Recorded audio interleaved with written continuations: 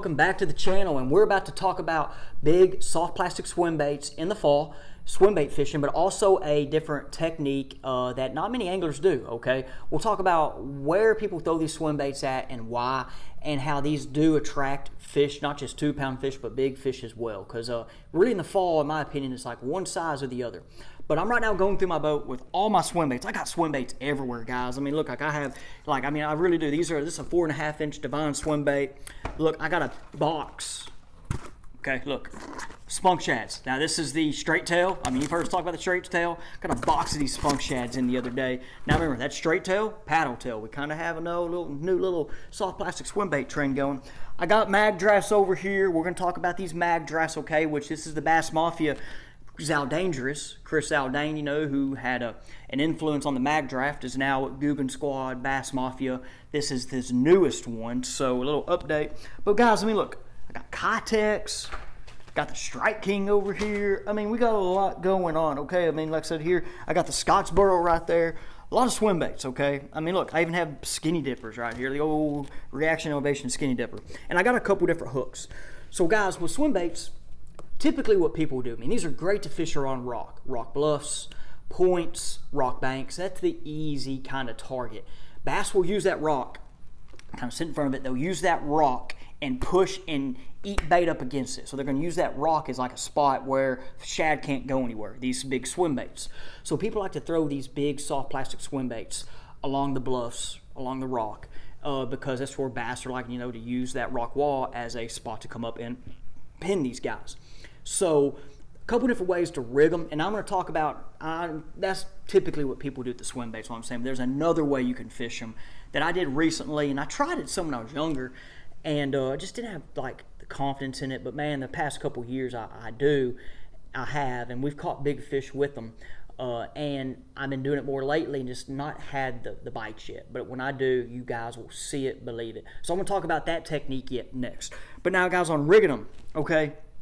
I always like to rig them weedless because I would throw these around timber, throw it around wood, but not everybody does. I always like the little tail spinner.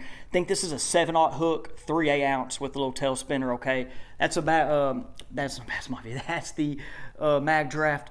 Another way, though, is with this Jig Head, okay? Exposed hook, this is a 1/2 ounce Berkeley 5/0 hook, and that's another way, just a normal Jig Head hook exposed.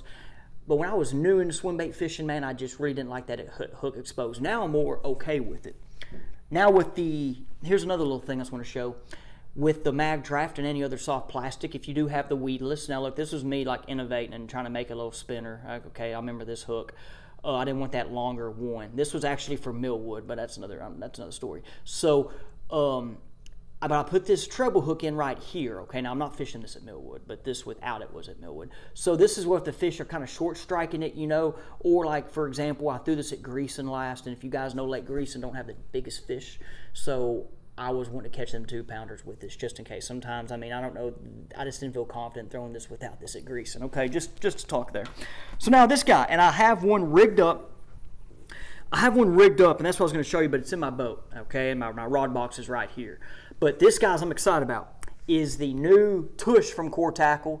They've had the Tush, but this is the newer one now. This is a 1/4 ounce. So originally, they had this 3/4 ounce right here, and this was kind of heavy, all right? With this, on these big soft plastics, it was kind of heavy. Now with that 1/4, this is also smaller, so it gets on these a lot easier. So I have one of these Bass Mafia Zaldangerous swim baits on a rod right now, and I wish I should have pulled it out to kind of show you guys. But what this does now, instead of having, you know, if it's rigged up, and this one actually rigs pretty good, okay? It's rigged up, the hook is exposed, but that weight is in here, so you get the weight in the head instead of like this, where it's outside the head, okay? And you have more hook in the swim bait, okay? So I love this right here. Like I said, I'm excited about it. I just got some like 2 weeks ago. They're on the website now. Link will be in the description. And they also got these in other sizes. So, you know, originally, look, this is a 4/0, yep. This is a 3/8 ounce 4/0 Tush. And then look, they have a 1/4 in the 4, okay? 1/4 in the 4. The 2/0 size is just, what's it? 3/16. Yeah, here's the 3/16 2/0. This is what you can put these in these right here, these dudes. Put them in these dudes. and kind of fish it out like a Damiki rig even, okay? But what I'm excited about, guys, and to share with you the other technique is how you can fish these in deep water on the bottom, or it can be 15 to 20 foot, 30 to 40 foot, whatever's deep to you and your lake and how the water clarity is. So what people did before, let's go back to this guy. They got the big jig head like this, would throw these out. Let's say it could be a flat, it could be a drop, you know, I mean, this is a Tennessee river ledge kind of deal, but you can do it on your ledge, on your lake, if your lake kind of has ledges with the channel. So they throw these out, let it sink, and then start reeling them. Some guys will kind of keep it on the bottom and reel it like this, but what I always like to do is kind of like fishing a spinnerbait on the bottom. If that bottom's right here, kind of reel it, and you just visualize it, but you want it right there off the bottom. Because if them fish are on the bottom, and then you're right here and you're right there in their eyes, man, it entices them to bite, kind of like a reaction strike, or if you're coming at them and they're on the bottom.